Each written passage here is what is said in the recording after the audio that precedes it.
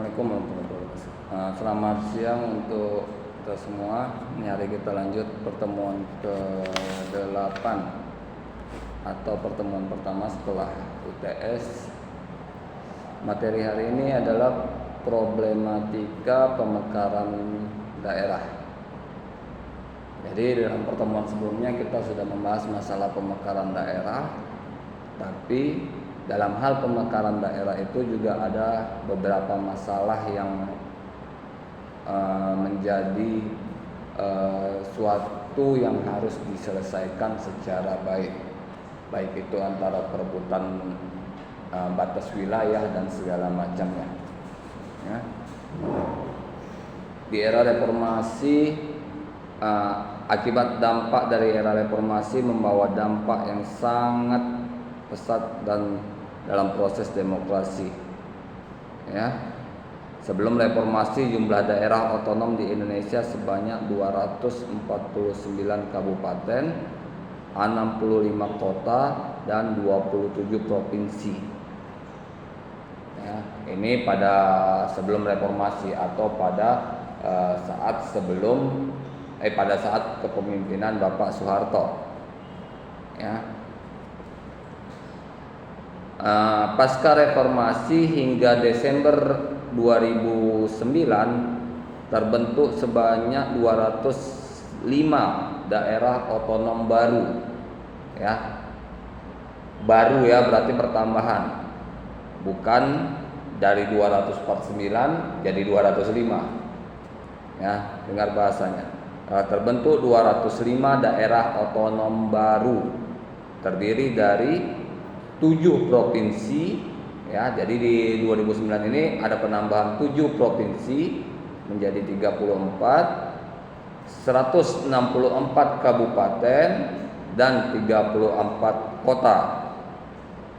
Dengan demikian total jumlah mencapai 524 daerah otonom yang terdiri dari 33 provinsi, 398 kabupaten dan 93 kota.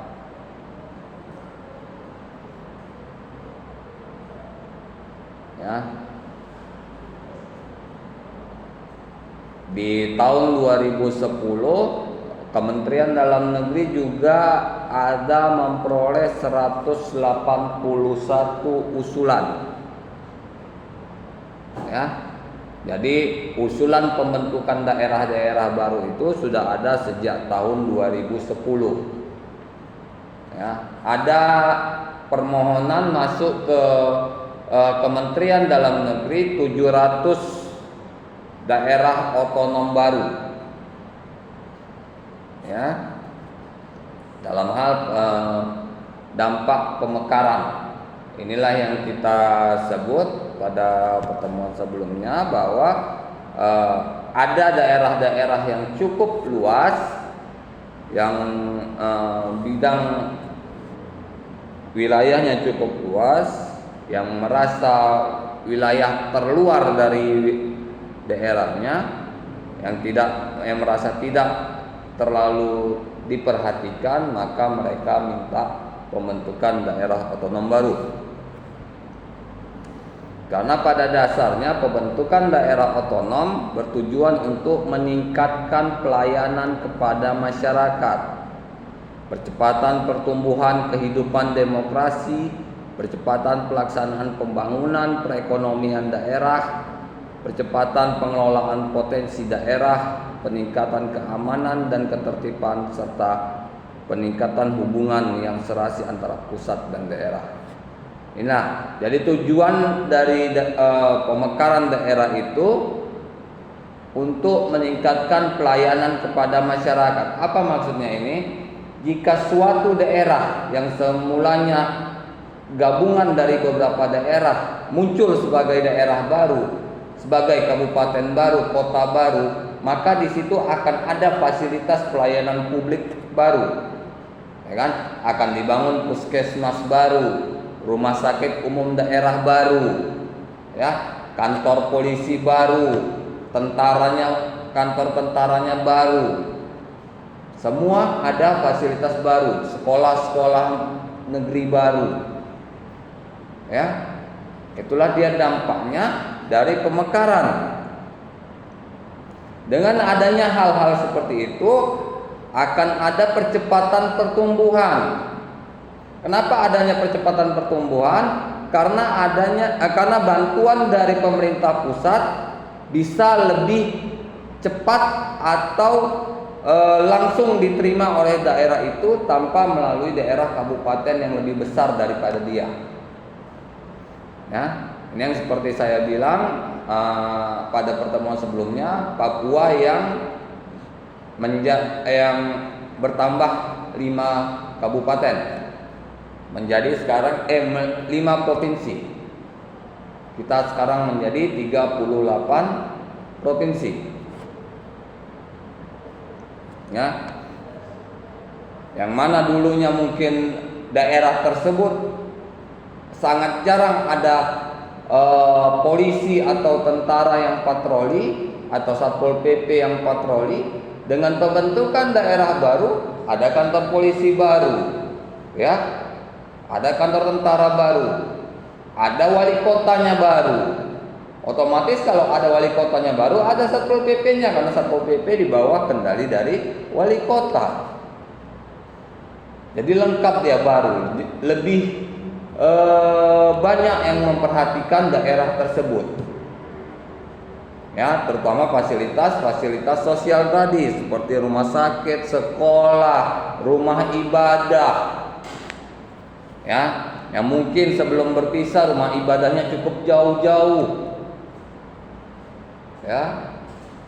Mungkin untuk beribadah butuh waktu mungkin naik turun gunung 1 jam atau setengah jam, atau perjalanan kaki 1 jam atau setengah jam. Bisa jadi kalau memang daerahnya kabupaten itu cukup luas, ya, karena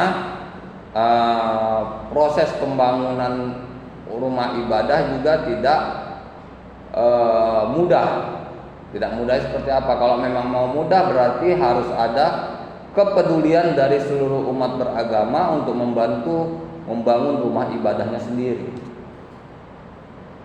Ya, kalau mengharapkan pemerintah, dana pemerintah juga tidak cukup untuk membangun seluruh rumah ibadah. Karena kalau dibangun satu, nanti akan ada kecemburuan. Dibangun rumah ibadah umat Islam, Kristen cemburu. Dibangun rumah ibadah Kristen, Islam cemburu, Hindu cemburu, Buddha cemburu. Ya kan? Paling kalau dalam pembangunan memang daerah itu benar-benar dibutuhkan rumah ibadah, pemerintah bukan membangun tapi memberikan bantuan, ya, supaya adil. Nanti kalau ada yang membangun lagi rumah ibadah agama lain dibantu lagi. Itulah kalau kita menjadi abdi negara, kita harus adil tanpa melihat agama kita dan KTP kita. Ya, bukan berarti Islam saya harus selalu membela membangun rumah ibadah Islam, bukan. Kalau saya menjadi abdi negara, ya seluruh harus diperhatikan. Ya, bukan hanya saat kampanye. Ya, kalau udah duduk ya datangi, perhatikan. Pembentukan daerah baru sesuai dengan PP nomor 78 tahun 2007 hanya dapat dilakukan apabila telah memenuhi syarat administratif, teknis, dan fisik kewilayahan. Apa itu? Bagi provinsi, syarat administratif yang wajib dipenuhi meliputi adanya persetujuan kabupaten, adanya persetujuan DPRD kabupaten atau kota, dan bupati atau wali kota yang akan menjadi cakupan wilayah provinsi yang bersangkutan.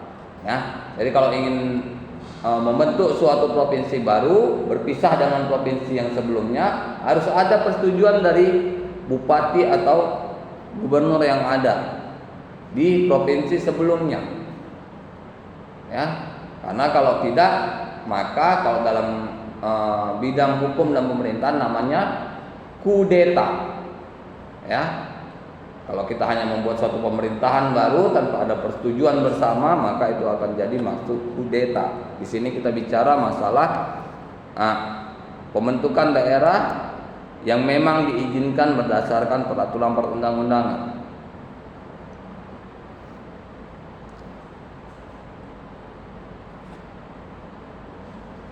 Persetujuan DPRD Provinsi Induk dan Gubernur serta rekomendasi dari Menteri Dalam Negeri.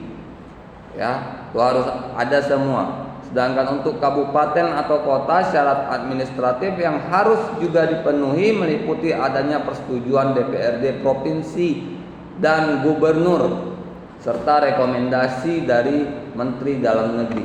Dari Menteri Dalam Negeri tetap wajib kalau daerahnya yang ingin memisahkan diri adalah provinsi, maka persetujuan gubernur. Tapi kalau yang ingin memisahkan diri adalah kota, maka kepada wali kota dan DPRD kota. Yang provinsi DPRD provinsi, ya.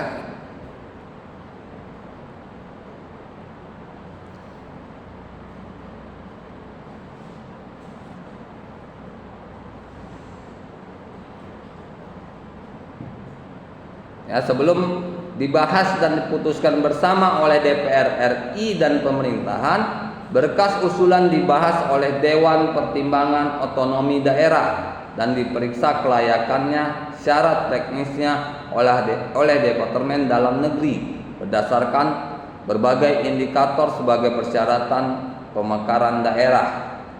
Ya. Jadi untuk suatu pemekaran daerah itu harus ada beberapa syarat yang dipenuhi. Bukan suka-suka aja ingin pisah, enggak. Ya, sebagai contoh yang dekat sama kita aja yaitu beras tagi. Saya 2010 apa tahun berapa itu ada pengajuan untuk pembentukan daerah baru untuk provinsi baru. Jadi beras tagi mau pisah dari provinsi Sumatera Utara. Mereka mau bikin provinsi baru. Lupa saya nama provinsi beras lagi atau apa. Ya. Akan tetapi pada saat itu ditolak karena telah diteliti oleh Kementerian Dalam Negeri, beras tagi tidak memiliki persyaratan teknis. Syarat utamanya adalah memiliki 5 kabupaten kota. Pada saat itu beras tagi hanya punya 3 kabupaten kota, makanya tidak bisa menjadi provinsi. Ya harus 5 kalau untuk provinsi.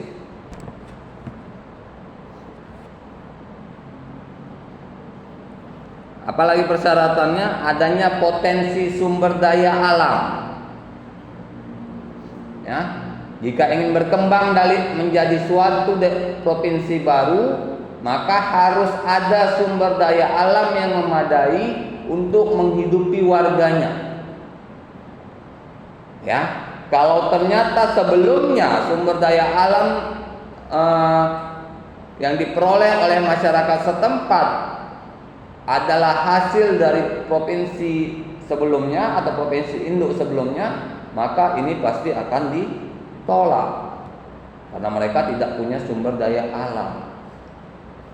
Makanya mereka yang ingin melakukan permohonan untuk daerah baru, provinsi baru, biasanya selalu menyiapkan segala sesuatunya, seperti dipastikan kabupatennya 5, ya, sumber daya airnya bagus, yang bagus memadai, ya.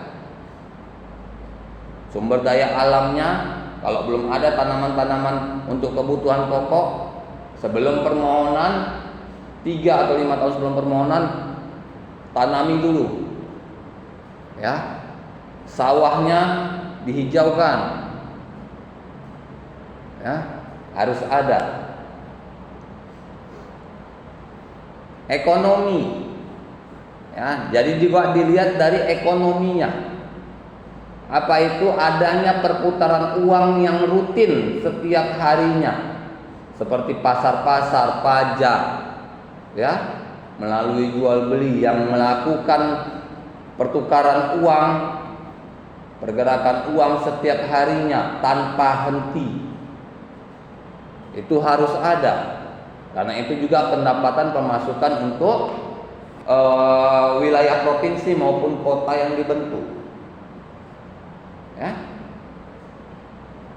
Kalau nggak ada, ya pasarnya pun sepi. Ya, itu masih sangat kemungkinan untuk diterima sangat berat. Sosial budaya. Jadi dari sosial budaya ini dilihat dari apa? Bahwa daerah itu mempunyai ciri khas sendiri. Ya. Ingin pisah dari wilayah induknya, provinsi induk, karena mereka punya ciri khas sendiri yang berbeda dari provinsi induknya.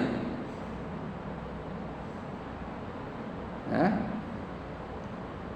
Ada sosial politik. Ya, jadi di sosial politik ini juga dilihat dari kontribusi keikutsertaan masyarakatnya dalam dunia politik. Ya. Karena apa? Karena dengan ikut sertanya masyarakatnya dalam dunia politik, berarti masih ada dari masyarakat itu kepedulian terhadap daerahnya masing-masing. Ya. Kependudukan, jadi warganya harus jelas sesuai ketentuan. Luas daerahnya juga ada ketentuannya. Pertahanannya di sekitar situ minimal ada polisi. Ya. Harus ada polisinya, polseknya harus ada di situ. Tinggal nanti dikembangkan. Keamanan, nah, keamanannya gimana sistem keamanan di wilayah itu? Keamanan bukan hanya dari polisi, tapi juga dari masyarakat. Bagaimana masyarakat menjamin keamanan terhadap wilayahnya?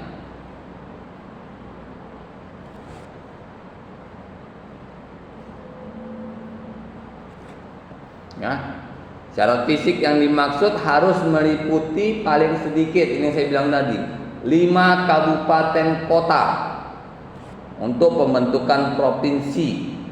Ya, harus 5 kabupaten kota. Makanya Brastagi ditolak. Brastagi hanya 3 kabupaten kota. Revisi saya kalau memang ada salah, kemungkinan mungkin sudah ada pengembangan baru, ada penambahan kabupaten kota. Ya, kalau kalian ada yang dari Brastagi, revisi aja nggak masalah. Ya, karena yang terakhir itu saya dengar memang pada saat yang waktu itu istilahnya naiklah isunya ke permukaan, yang Brastagi ingin jadi provinsi sendiri, ngajukan ke Mendagri dan gubernur serta DPRD provinsi ditolak karena Brastagi tidak mencukupi wilayah kabupaten kotanya. Mereka cuma 3. Kalau sekarang sudah ada penambahan, mungkin sudah ada penambahan karena ingin pisah. Karena jarak itu saya rasa sudah ada 10 tahun dari yang saya tahu. 2010 itu kalau nggak salah. 2010 atau 2011. Dan paling sedikit 5 kecamatan untuk pembentukan kabupaten. Ya. Jadi untuk pembentukan suatu kabupaten harus punya 5 kecamatan. Untuk pembentukan kota harus ada 4 kecamatan.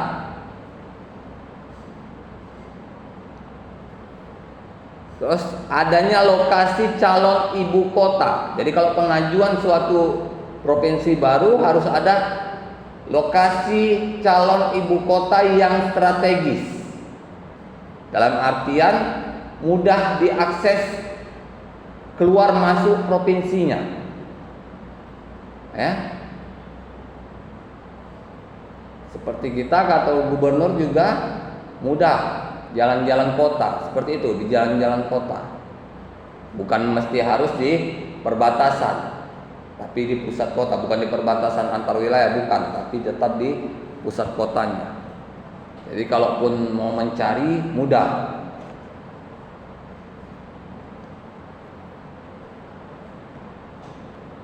Ya. Pemekaran daerah dapat dilakukan melalui 3 pintu. Yang pertama, Departemen Dalam Negeri dari sisi pemerintahan.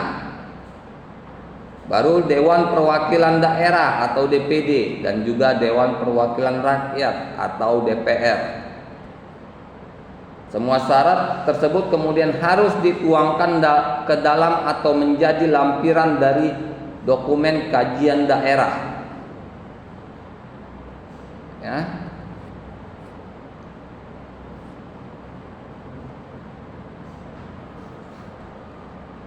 Tapi kalau kita lihat dalam kehidupan sehari-hari, dalam pelaksanaannya, bahwa faktor politik juga menjadi penentu. Ya, kepentingan politik, kajian daerah yang dibuat terkadang merupakan hasil rekayasa elit-elit lokal yang berkepentingan. Ya, jadi keseringan pembentukan suatu daerah baru itu karena adanya kepentingan dari segelintir orang. Ya. Karena apa? Mungkin ya, kita nggak bisa bilang ya. Karena kalau jadi provinsi baru pasti ada kantor gubernur baru. Adanya kantor gubernur baru pasti adanya ASN baru. Ya. ASN baru, oke, yang baru-baru mungkin akan menjadi pegawai, tapi pimpinannya siapa? ASN. Mungkin ada orang-orang yang berkepentingan ingin mengambil jabatan itu. Ya.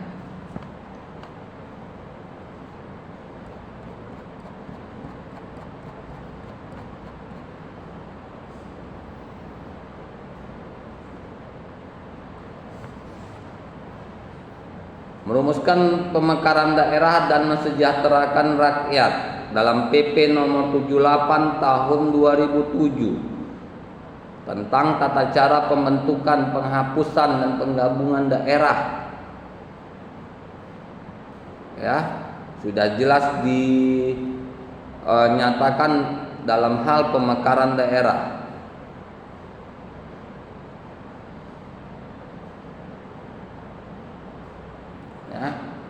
Sudah jelas pun dalam peraturan perundang-undangan, tapi nyatanya dalam kehidupan sehari-hari atau dalam prakteknya sering terjadi hal di luar yang ditentukan dari undang-undang.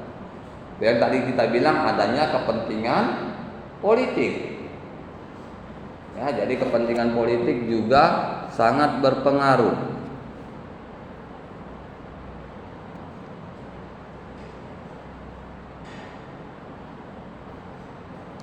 Karena pada dasarnya produk hukum di negara kita merupakan produk politik.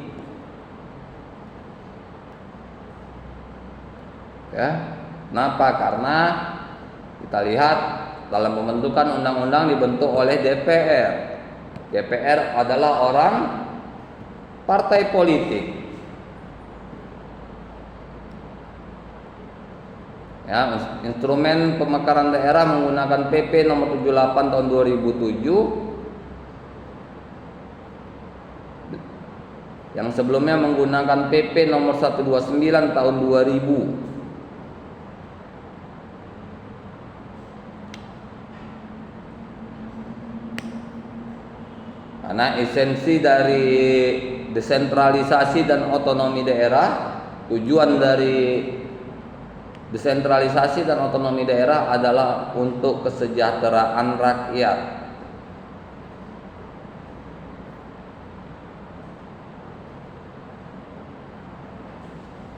Ya, dalam pembentukan daerah pun harus ada kejelasan bahwa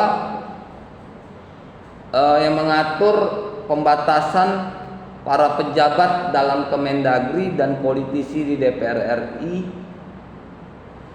dalam meloloskan usulan suatu pemerintahan daerah baru. Ya. Jadi pembentukan daerah baru itu memang betul-betul sesuai kajian yang sebenarnya memang harus dilakukan pemekaran, bukan karena kepentingan dari mereka yang menyetujui adanya pemekaran itu. Ya, jika ternyata pemekaran didasarkan adanya persetujuan dari mereka yang menginginkan pemekaran itu, maka pemekaran bisa dibatalkan. Ya.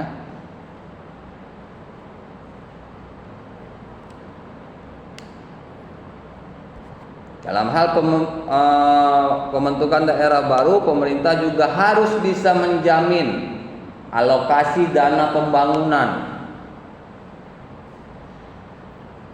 Ya, harus bisa menjamin alokasi dana pembangunannya dari pemerintah.